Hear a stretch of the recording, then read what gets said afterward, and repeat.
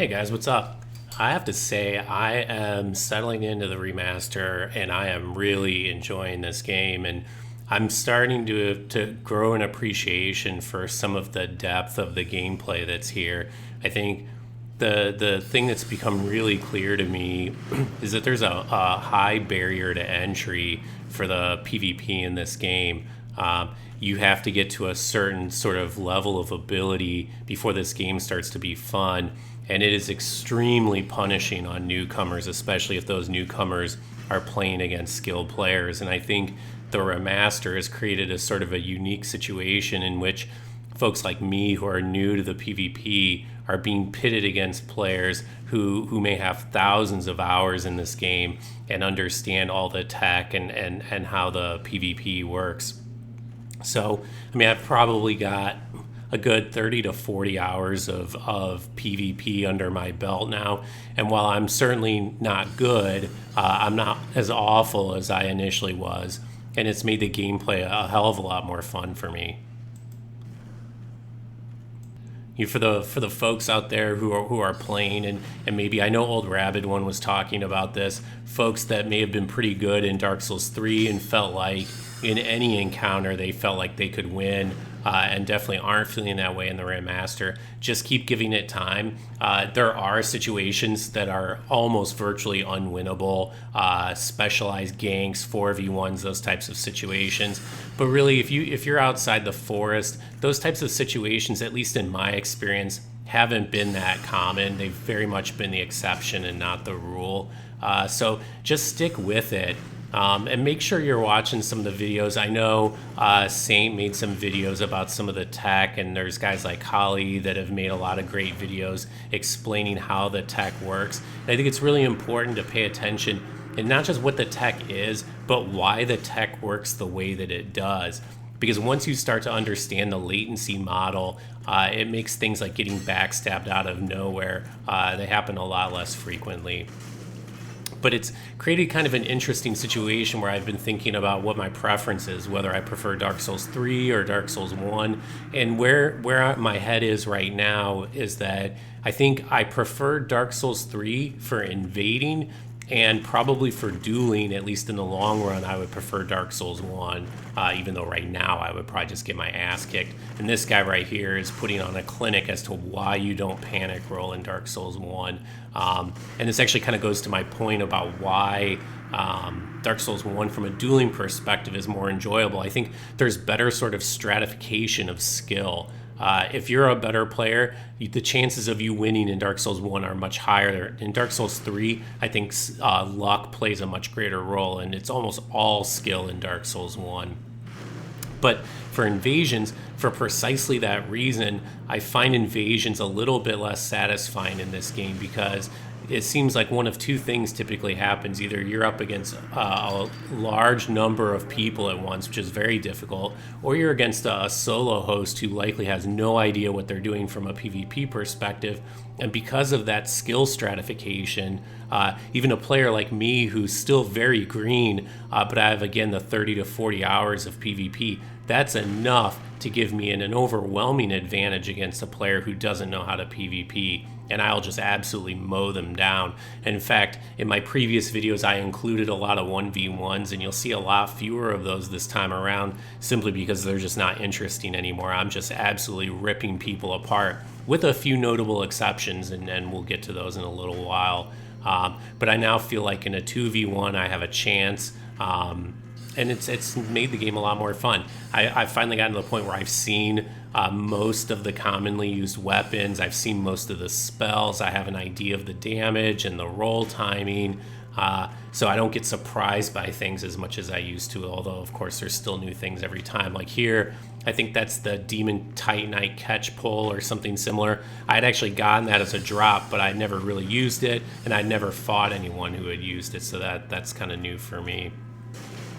Another huge factor in Invasions is the PvE. I think the PvE makes a much bigger difference this time around in Dark Souls 1. In Dark Souls 3, it was reasonably easy to avoid in an invasion unless you were actually trying to progress through the level. But here, it can be a real challenge to keep away from the PvE, and the PvE can be an enormous frustration for you when you're the host.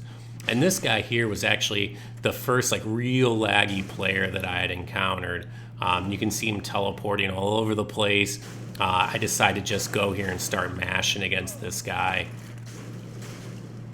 I mean, all you can do when that happens is just laugh. It's just, there's nothing you can do in a situation like that, so you can't feel too badly about it when it doesn't go your way.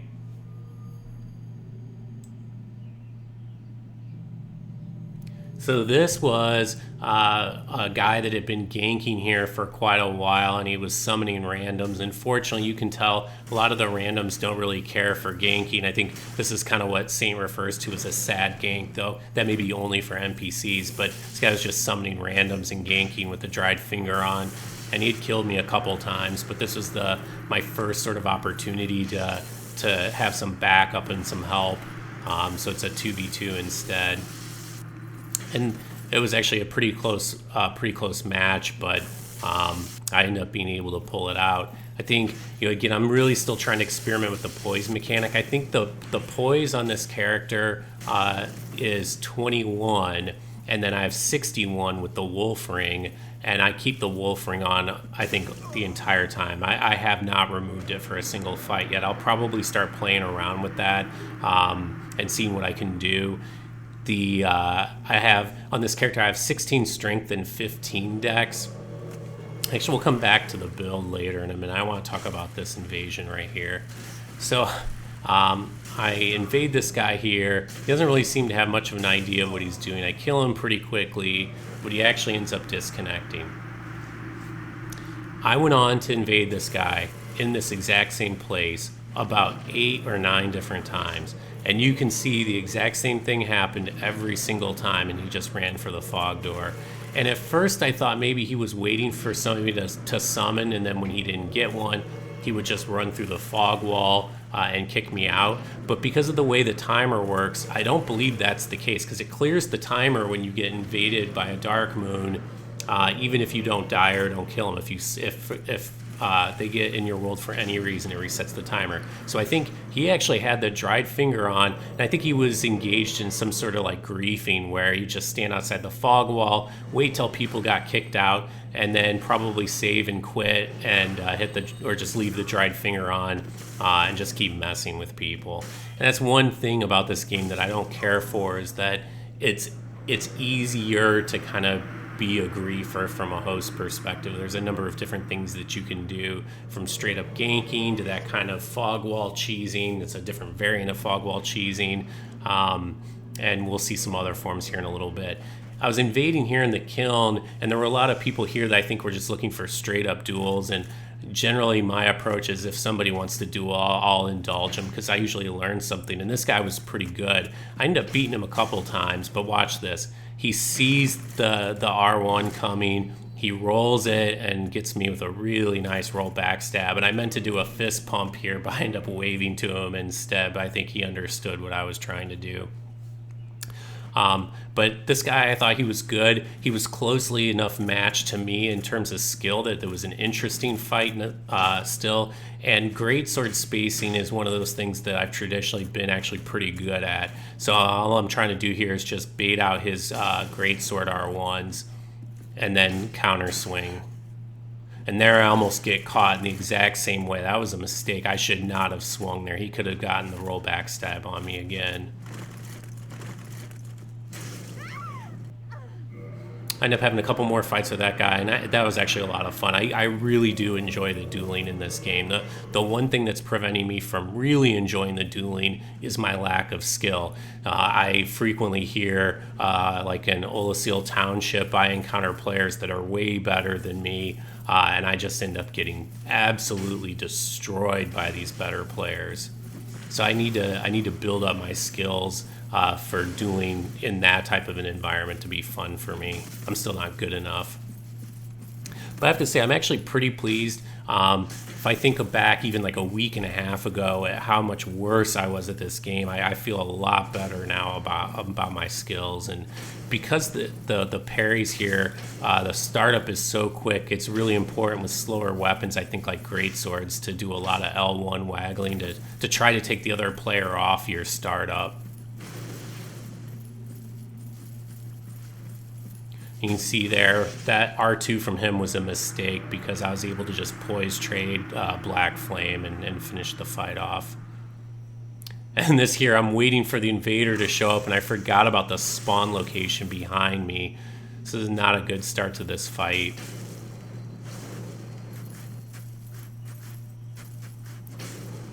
I don't think this guy has nearly enough poise for that weapon, and he's fat rolling. That's one thing I learned from my other build, my greatsword build. If you have a slow weapon like that, man, you better start stacking poise or you're going to be in some serious trouble. And there, I turned my back to him and it ended up not costing me, but that was a real mistake.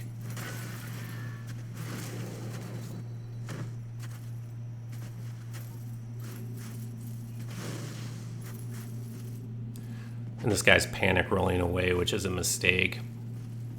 Goes for the panic Estus, and I'm able to punish it. You know, those elements of the game where you can punish things like people running away, trying to roll away, trying to Estus in your face. Those elements, I will say, it can be very fun and rewarding from an invader's perspective. And to close it out, this asshole. So this is another one of these griefers. He's standing here on this spawn point, so I've got just the cliff behind me, so there's really nowhere for me to go. And this guy's gig is he basically just tries to kind of phase through your character model so he can backstab you. And then that weapon, I don't know if that's the gargoyle halberd or which one it is, and I think he's got the hornet ring on. He killed me 3 times, I think, and if he backstabs me with that build, even at full health, it's a one-shot. And so this is what he do, just stand out here and point down at me after he backstabbed me. So I was getting pretty fired up, and he's not even all that great a player. He's just got a build that's really well spec'd for this specific location. But I was able to invade him a couple more times. Like I say, he killed me like 3 times, and I got pretty frustrated, so I was able to come back here and kill him. And normally I wouldn't point down at players, but that guy had earned that a few times over. So it was funny because after killing him that way, now look, he's changed his build. He's poised up. And what I should be doing here is switching to Black Flame because he's got his guard in my face. Unfortunately, the other Dark Moon shows up, and it's a pretty safe bet that this guy's been cheesing this other Dark Moon here on the same bridge because the other Dark Moon gives him a point down. Actually, I meant to do the same, but screwed up. And then finally, I think this player, either maybe he didn't have time to get down on the bridge yet after he respawned, or maybe he's just a change of tactics, but this was my my last invasion with him, and actually my last invasion of the day.